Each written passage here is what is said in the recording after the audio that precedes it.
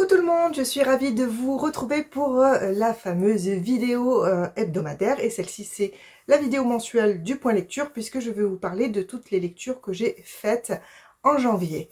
Le mois de janvier a été sous le signe du PLIB 2022, donc je vais vous présenter 8 lectures. Sur ces 8 lectures, 7 font partie des 25 présélectionnées du PLIB 2022.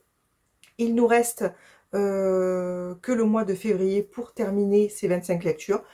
Clairement, j'arriverai pas à toutes les lire, mais voilà, je voulais avancer un maximum pour en lire le plus possible, pour pouvoir voter en connaissance de cause sur mes 5 finalistes. Donc, j'ai 8 romans à vous présenter. Comme d'habitude, je vous mets en barre d'infos les petits timers si vous avez envie de switcher vers une chronique en particulier. Il n'y a pas de souci. Je les ai classés comme d'habitude plus ou moins de la moins bonne lecture à la meilleure, sachant que ce mois-ci a quand même été en règle générale un bon mois. Il y a cependant 2 lectures qui m'ont un petit peu moins plu, donc les 2 premières que je vais vous présenter, qui du coup ne seront clairement pas dans mes 5 finalistes, et après les suivantes sont plutôt de bonnes lectures. Voilà, on va commencer tout de suite parce que je parle pour rien dire actuellement. La première lecture que je vais vous présenter, c'est je regarde à côté, mais en fait je n'ai pas le livre papier, c'est un e-book que la maison d'édition a très gentiment mis à la disposition des jurés pour pouvoir lire ce roman. C'est Du roi, je serai l'assassin de Jean-Laurent Del Socorro aux éditions Actu SF. Donc dans cette histoire, on est en Andalousie au XVIe siècle sous le règne de Charles Quint. Et on suit Rufeda et Sinan, qui sont frères et sœurs jumeaux, depuis leur enfance, dans cette Espagne régie par l'Inquisition. Et on va donc suivre leur enfance jusqu'au moment où ils vont être envoyés à Montpellier par leur père pour leurs études, et où ils vont se retrouver en plein milieu de guerre de religion. Donc on a une histoire avec un fond historique très important. Dans ce roman, j'ai particulièrement aimé ce fond historique. C'est la marque de fabrique de l'auteur, enfin en tout cas de tous les romans que je connais de lui, même si je ne les ai pas lus, je sais que le fond historique est très important, une place très importante. D'ailleurs, j'ai lu de cet auteur Boudica, qui est un roman que j'avais absolument adoré, qui était hyper intéressant, qui m'a donné envie d'en lire plus sur l'histoire avec un grand H qui est dont il est question dans ce roman. Dans celui du roi, je serai l'assassin, ça l'a moins fait, c'est plus lent. L'histoire peut-être de l'Espagne aussi m'intéresse moins, je ne sais pas. En tout cas, j'ai été moins intéressée. J'ai trouvé les personnages, je ne me suis pas attachée à eux. Alors pourtant, ils vivent des choses affreuses, en dehors du fait qu'ils sont musulmans et qu'ils sont contraints de se convertir. Ils ont aussi des drames familiaux qui s'ajoutent à ça. Et pourtant, voilà, je n'ai pas eu d'empathie pour eux, j'ai pas eu d'émotion particulière en lisant ce roman, ce qui fait que ce qui leur arrivait, ça me passait un peu au-dessus, on va dire. J'avais pas toujours envie de retourner dans le roman. Il y a juste la partie à la fin où là ça s'accélère un peu, où ils sont adultes et donc il leur arrive des choses où c'est leur propre choix. Enfin voilà, vous voyez, ils deviennent des personnages plus profonds, on va dire. Là, j'ai commencé à être plus intéressée. Malheureusement, c'est que sur la fin du roman, et du coup ça suffit pas à rattraper tout le reste, on va dire, du roman. Donc c'était une lecture moyenne pour moi, clairement. Je pense que je retenterai quand même Jean-Laurent Del Socorro, parce que comme je vous disais, il y a des romans comme Boudica qui m'ont vraiment plu, mais voilà, avec celui-ci ça l'a pas particulièrement fait. Le roman suivant que je vais vous présenter est également un roman d'Actu SF qui ont donc mis ce livre à disposition en e-book aux jurés. D'ailleurs, je remercie cette maison d'édition parce que franchement, ils ont fait un effort, vraiment un gros effort, pour nous permettre de lire ces romans. Malheureusement, celui-ci non plus. Alors, un peu plus que Du roi, je serai l'assassin, mais il ne m'a pas conquis complètement. Ce roman, c'est Biotaniste d'Anne-Sophie Devries, donc aux éditions Actu SF.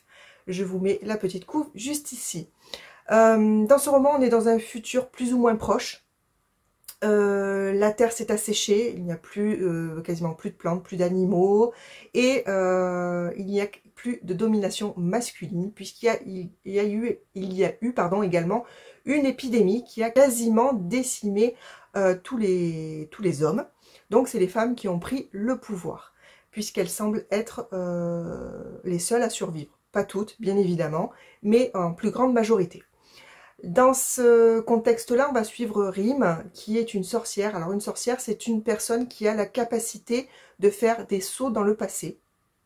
Donc Rime a cette capacité-là, elle a survécu à la maladie et elle est élevée au couvent, donc là où elle est formée pour apprendre à gérer son pouvoir. Sachant que ce pouvoir n'est utilisé que sur des personnes dont la destination du saut peut être intéressante pour la communauté. Je vous en dis pas tellement plus, c'est un peu, je sais, succinct, mais voilà, il faut le lire pour comprendre parce que sinon j'ai peur de vous en dire trop. Dans cette histoire, il y a vraiment de belles réflexions sur le féminisme, hein, notamment, mais pas que, puisqu'il y a aussi toute une partie où on parle de ce dont l'humain est capable pour imposer ses idées, pour garder le pouvoir ou des choses comme ça. Donc il y a des guerres de pouvoir. Et donc il y a vraiment tout un côté réflexion vraiment très intéressant. L'univers en lui-même, bon, même si on est dans notre monde, mais on est quand même dans un futur imaginé, donc est bien transcrit. On a de belles descriptions. Enfin moi je me voyais, hein, j'ai vu beaucoup d'images, donc de ce côté-là, franchement c'était vraiment très réussi. Malgré tout, j'ai été gênée par l'écriture principalement. C'est pas tellement l'histoire, parce que je l'ai trouvée intéressante, hein, mais c'est l'écriture de l'autrice qui m'a un peu dérangée parce que j'ai trouvé que de temps en temps, ses explications étaient un peu floues. Je me perdais, j'avais besoin de revenir un petit peu en arrière pour comprendre ce dont elle voulait parler, ce qu'elle voulait dire. J'ai pas toujours compris d'ailleurs, même en relisant. Donc voilà, il y avait, je sais pas, peut-être des phrases un peu trop alambiquées ou des explications un petit peu trop détaillées, je sais pas, j'aurais du mal à l'expliquer, mais en tout cas, pour moi, du coup, c'était pas très clair sur certains passages, et d'ailleurs, à la fin du roman, j'ai refermé le roman, et je me posais des questions, alors qu'il semblait que les réponses avaient été données, que c'était expliqué, et pourtant, moi, j'ai pas tout compris, en fait, voilà. Alors ça peut être des détails, hein, puisque quand même sur l'histoire en général, l'intrigue principale, etc., bon, il n'y a pas de souci, hein, mais voilà, c'est des explications peut-être annexes qui m'ont manqué parce que je les ai pas tout à fait comprises. Mais voilà, c'est quand même une lecture qui m'a fait passer un bon moment, j'avais plaisir à retourner dedans, hein, mais voilà, il y a des fois où l'autrice me perdait, tout simplement. Le roman dont je vais vous parler maintenant est un roman qui m'a plu, sauf à quelques détails près que je vais vous expliquer. Ce roman, ce n'est autre que L'Enragé de Jennifer Tellier aux éditions 404. Donc dans cette histoire, on suit Kern, qui est l'enragée, et qui est une mercenaire.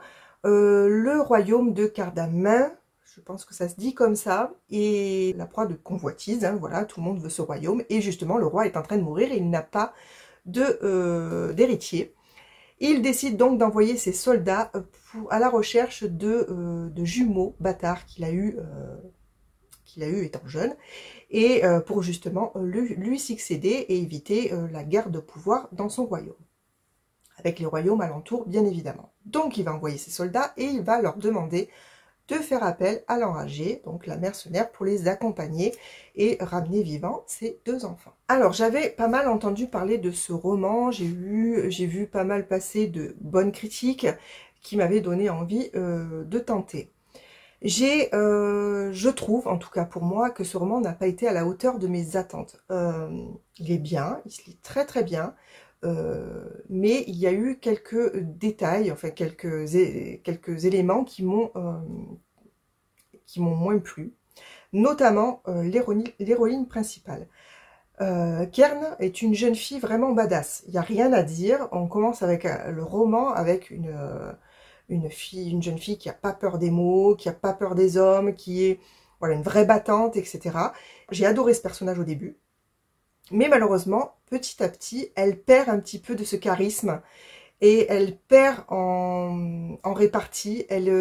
Voilà, j'ai trouvé, moi personnellement, qu'elle s'agissait un petit peu trop rapidement et un petit peu trop facilement, puisque la principale raison du fait qu'elle s'assagit, c'est qu'elle se rapproche d'un personnage et du coup on a une romance qui prend beaucoup de place dans le roman. Vous savez que moi la romance c'est pas ma tasse de thé et donc j'apprécie pas particulièrement quand elle passe en premier plan.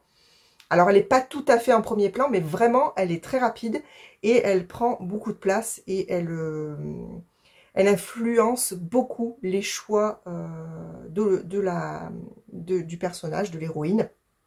Et ça m'a un petit peu dérangé que ce soit si facile, entre guillemets. Après, c'est un roman où il y a beaucoup de péripéties.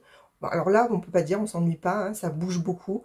Mais j'ai trouvé que les quêtes, parce qu'il y en a plusieurs, du coup, se succèdent et se ressemblent un petit peu, en fait. Hein. On est toujours un petit peu dans le même schéma. Donc, moi personnellement, hein, c'est toujours pareil, hein, c'est uniquement mon ressenti, on est bien d'accord. J'ai trouvé que c'était un petit peu lassant. Voilà. Mais, comme je vous dis, c'est quand même un roman qui se lit très bien. La dernière chose que je peux lui reprocher, c'est que parfois les indices semés par l'autrice pour nous faire peut-être avancer sur l'intrigue étaient trop évidents. Et du coup, j'ai trouvé certains événements vraiment très prévisibles parce que voilà, les indices étaient trop gros, quoi. Voilà. Sinon, quand même, je peux pas dire, c'est un très bon roman de fantasy. J'ai passé un bon moment de lecture. Je l'ai lu assez rapidement. Et voilà, il y a un univers qui est très riche. Il y a des personnages, il y a beaucoup de personnages. Même d'ailleurs, j'ai regretté que certains personnages secondaires soient pas plus exploités parce qu'il y a vraiment beaucoup de personnages. Et il y en a qui avaient l'air super intéressants si on avait gratté un peu. Mais donc voilà, c'est vraiment quelque chose, un roman riche et un roman plein de rebondissements, d'aventures qui peut plaire aux amateurs de fantasy. Maintenant, on va attaquer avec toutes les très bonnes lectures que j'ai fait pendant ce mois. Et on va commencer tout de suite par un roman que j'ai particulièrement apprécié de par son ambiance. Ce n'est autre que Encens de Johanna Marines, ou Marine plutôt, excusez-moi, de Johanna Marine, aux éditions Snag. Donc dans ce roman, on est à la Nouvelle-Orléans en 1919 et on va suivre deux inspecteurs qui partent à la recherche d'un tueur à la hache. Et on va également suivre Grace qui va être mêlée à ces meurtres de façon indirecte sans le vouloir. On est dans une Nouvelle-Orléans un peu différente de la nôtre puisque l'électricité a révolutionné la technologie et donc on n'est pas tout à fait dans du steampunk où c'est la vapeur, hein, mais c'est dans le même esprit avec l'électricité. Et donc on est vraiment dans un univers, enfin on est dans notre monde, hein, mais avec ces machines électriques, des automates, des oiseaux mécaniques, etc. Et j'ai adoré ça. On a vraiment une ambiance Nouvelle-Orléans avec la musique en toile de fond, donc on est dans du jazz qui remplit le cœur, qui remplit l'âme des habitants de la ville, mais qui aussi est utilisé par le tueur. Donc ça met une ambiance un peu mystérieuse, un peu effrayante, mais à la fois vivante. Enfin voilà, c'est vraiment ce tout là qui fait que j'ai adoré me plonger dans ce roman. Les personnages sont très intéressants, Grace notamment, puisque on apprend plein de choses sur elle au fur et à mesure du roman et c'est voilà, c'est assez surprenant. J'ai trouvé que les soupçons étaient bien dosés, c'est-à-dire qu'on oscille entre plusieurs personnages, on ne sait pas vraiment, et on soupçonne l'un, on soupçonne l'autre, et ça aussi c'était très intéressant, puisque pratiquement tous les personnages cachent des choses, des fois consciemment, des fois inconsciemment, puisque par exemple Grace a des pertes de mémoire, donc je vous en dis pas plus, mais voilà. Et du coup, au fur et à mesure qu'on découvre ses secrets, on fluctue au niveau des soupçons et du coup, on est pris par l'histoire, on est pris par l'enquête et on a peur que le tueur sévisse encore, qui va être le prochain, etc. Et pourquoi il fait ça et Voilà, c'était vraiment un roman que j'ai beaucoup aimé. J'ai passé un excellent moment de lecture avec tout ce dont je vous ai parlé. Et je le recommande si vous aimez un petit peu cette ambiance steampunk, cette ambiance Nouvelle-Orléans, jazzy. Voilà, parce que on est vraiment là-dedans et ça a une place très importante. Et moi, c'est vraiment le petit plus qui a fait que ce roman est top. Je vais maintenant vous parler du seul roman que j'ai lu pendant ce mois de janvier qui ne fait pas partie du PLIB 2022, que j'ai lu en parallèle du roman du roi Je serai l'assassin, puisque comme j'avais du mal à m'y mettre dans celui-ci, j'avais pris cette seconde lecture pour pas me retrouver sans lecture quand j'avais vraiment pas envie d'aller dans celui de Jean-Laurent Dessoukoro.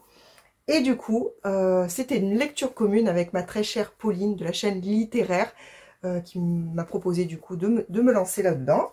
Et ce que j'ai accepté avec grand plaisir puisque on s'est relancé dans le tome 3 d'Ivy Wild qui s'intitule SOS Fantôme en détresse. C'est de Hélène Harper, pardon. C'est chez Bookmark Infinity dans leur collection Urban Fantasy. Dans le tome 1, on commence à suivre Ivy, qui est une jeune sorcière qui a été renvoyée de l'ordre. Ça l'arrange bien, elle, ce qu'elle aime c'est ne rien faire, donc elle devient taxi et elle passe son temps à regarder la télé en mangeant des chips entre deux courses, qu'elle sélectionne soit dit en passant. Elle va se retrouver par un concours de circonstances lié à Raphaël Winter, qui est un brillant magicien de l'ordre, et à eux deux, ils vont être contraints de mener une enquête pour se libérer d'un sort qui les lie. On retrouve du coup dans ce tome 3 notre couple d'enquêteurs qui sont toujours aussi drôles, aussi différents l'un que l'autre, aussi complémentaires, mais qui aiment se titiller, qui aiment s'envoyer des vannes, qui ont vraiment une vision des choses très différentes, mais c'est vraiment là que fait tout le charme de l'histoire, puisque ils sont rarement d'accord, mais ils arrivent quand même à leur fin. Et voilà, ils sont drôles, ils sont frais, et du coup l'histoire est drôle et fraîche. On retrouve notre ami Brutus, qui n'est autre que le chat d'Ivy, avec un rôle un petit peu plus important, et c'est pas pour me déplaire, au contraire, je me suis régalée avec Brutus. Et voilà, c'est un petit roman, plutôt court, hein. La saga est faite que de 3 tomes qui ont à peu près tous la même taille, donc ça se lit très vite. Et c'est vraiment agréable parce que ça vous change les idées. Vous passez, enfin moi en tout cas, je passe toujours un excellent moment avec Ivy. Et clairement, je veux un Raphaël Winter dans ma vie parce que ce garçon est tout à fait charmant. et voilà, je pense que je n'ai pas besoin de vous en dire plus. Je ne peux pas vous cacher, je ne peux pas vous parler de ce tome. Sachez que Ivy a suite à ses mésaventures du tome 2, a une capacité supplémentaire qui est apparue et que clairement, ça n'arrange pas son besoin d'oisiveté et que du coup, elle va être obligée de le gérer et c'est pas très facile tous les jours. Voilà, un excellent roman pour passer un petit moment de lecture sans se prendre la tête, foncez quoi. Le roman dont je vais vous parler maintenant était un roman qui ne me tentait pas du tout au départ parce que j'avais déjà lu un premier tome d'une saga de l'autrice et il m'avait moyennement plu. Je ne suis même pas sûre de continuer la saga. Et du coup, j'étais pas trop motivée pour découvrir ce roman. Quelle erreur! Quelle erreur, clairement, parce que je me suis forcée et je ne le regrette absolument pas.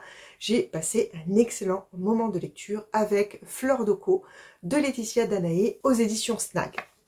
Dans ce roman, on suit Oko, qui est une jeune fille qui parle le langage des fleurs. Elle décide, quand elle entend la rumeur comme quoi le grand envoûteur va prendre un apprenti, de tenter sa chance, sauf qu'en général, la manipulation de la magie est plutôt une affaire d'homme. Elle va être sélectionnée, mais elle ne sera pas la seule, et des aspirants vont devoir s'affronter pour remporter cette place d'apprenti auprès de l'envoûteur. On est en Afrique, donc l'histoire est beaucoup basée sur les mythes africains. C'est hyper intéressant. J'ai été agréablement surprise par tout ce qu'on peut découvrir à travers ces mythes. J'ai beaucoup aimé Oko, qui est une jeune fille qui qui est un peu naïve, qui a vécu des choses douloureuses et qui grandit par les épreuves qu'elle va subir pendant son apprentissage.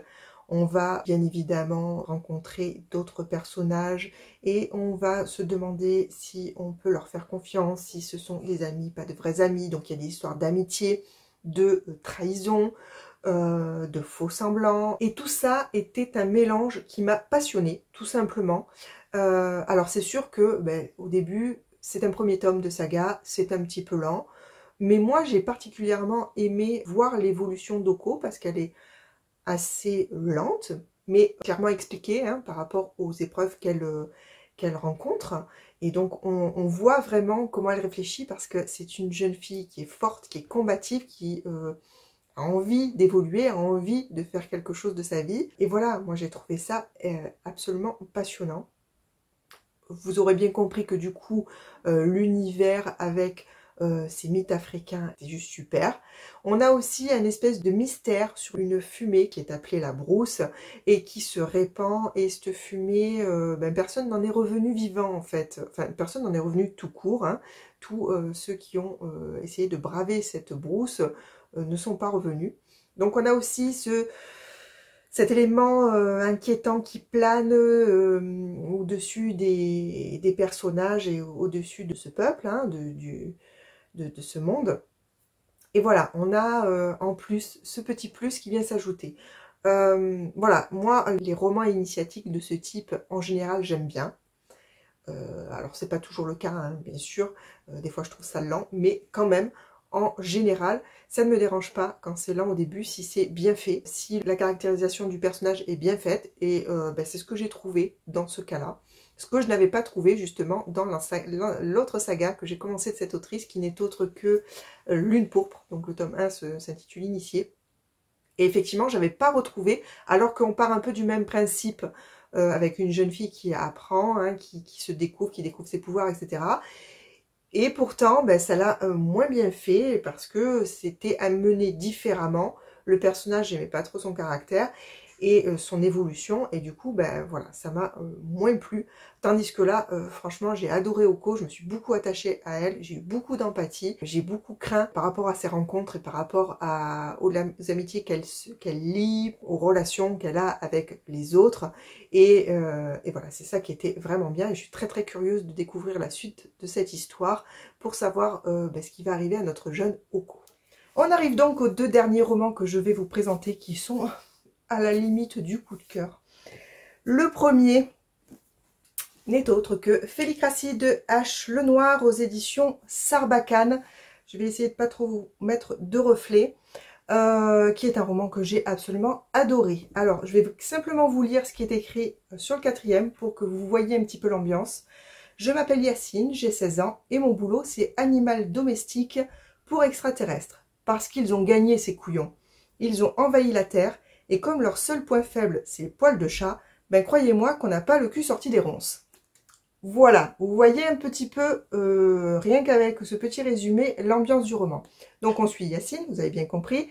Les extraterrestres ont gagné, ils ont décimé l'humanité quasiment. Et les seuls humains restants sont là pour être des animaux de compagnie pour les extraterrestres.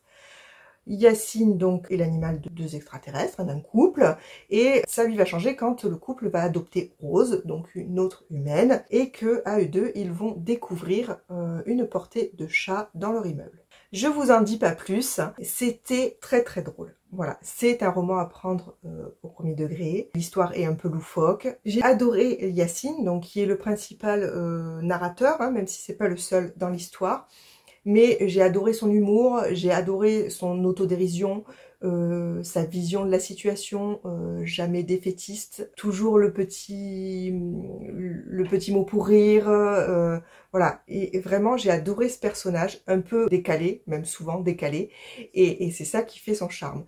J'ai aussi, je me suis beaucoup attachée à Rose, qui est une jeune femme très combative, qui a envie de s'en sortir. Et j'ai beaucoup aimé aussi Diego, qui se joint à eux dans leur périple, qui est un peu le mystérieux, l'homme mystérieux. On ne sait pas trop ce qu'il faisait dans sa vie avant l'arrivée des extraterrestres. Est-ce qu'il était tueur à gages? Enfin, vous voyez, On se pose pas mal de questions sur lui. Et voilà, ce personnage mystérieux était super intéressant et je me suis vraiment attachée à ces 3 personnages en particulier.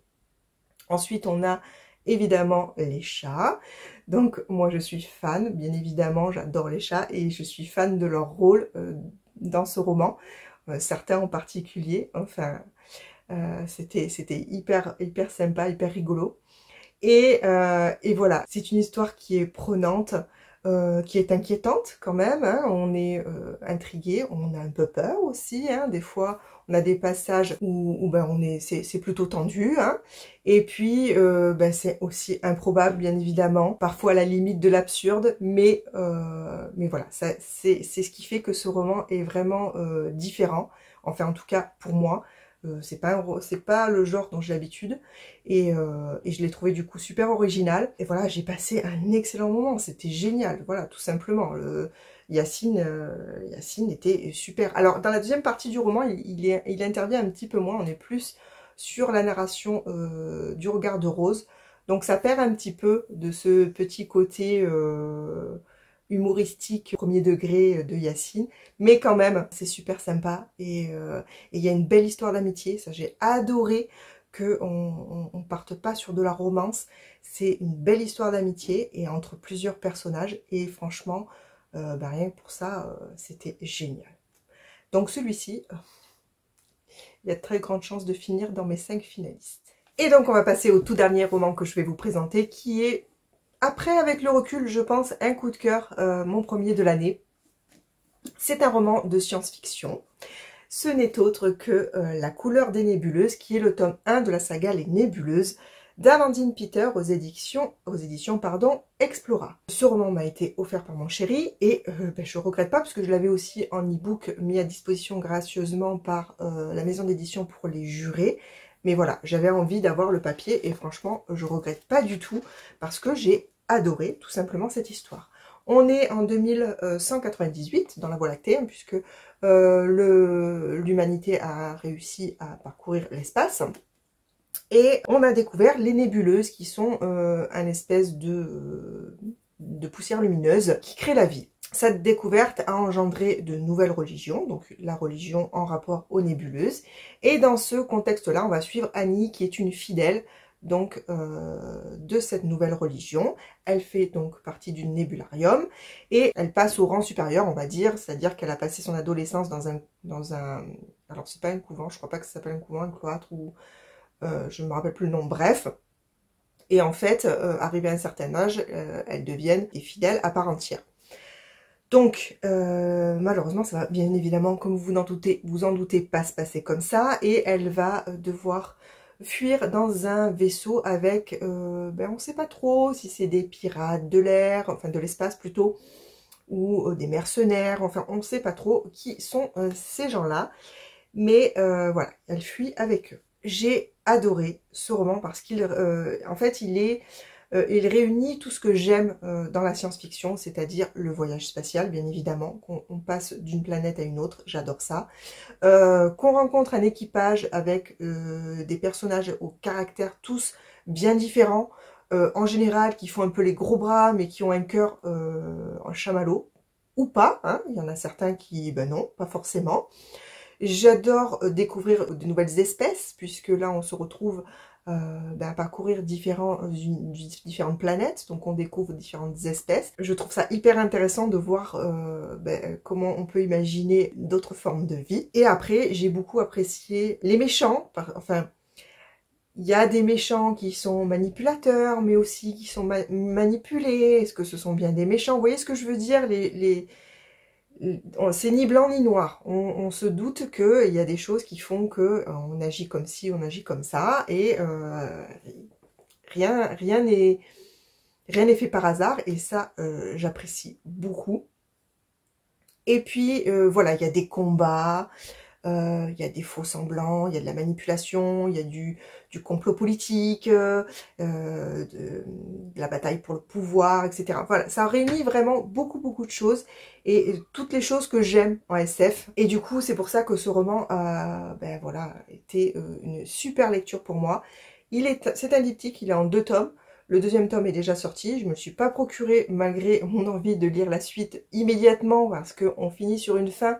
Alors, c'est pas une fin, enfin, je veux pas vous en dire trop, mais il y a une petite chose qui fait que on a envie de savoir mais qu'est-ce que c'est, pourquoi, voilà. Donc je l'ai pas encore pris parce que, comme je vous disais en début de vidéo, je me consacre aux lectures du PLIB pour en lire un maximum avant la fin février. Mais dès que ce sera terminé, j'enchaînerai très volontiers avec ce tome 2 parce que je suis impatiente de découvrir la suite de cette histoire. Voilà, c'en est tout pour mes lectures de janvier. Il y avait également 2 romances de Noël que j'ai fini début janvier, mais dont je vous ai parlé dans ma vidéo bilan. Donc je ne reviendrai pas dessus. Si vous voulez en savoir plus, n'hésitez pas à aller visionner cette vidéo. Vous avez comme d'habitude le timer en bas pour aller voir directement, donc si ça vous intéresse. J'en ai terminé avec les romans que j'ai lus ce mois-ci. N'hésitez pas à venir me dire si vous les avez lus aussi, s'ils vous ont plu, s'ils vous tentent. Comme d'habitude, je suis très impatiente de pouvoir échanger avec vous. Sur ce, je vous remercie d'avoir regardé cette vidéo jusqu'au bout. Je vous souhaite une très bonne journée ou une très bonne soirée. Et je vous dis à très bientôt pour une prochaine vidéo. À plus!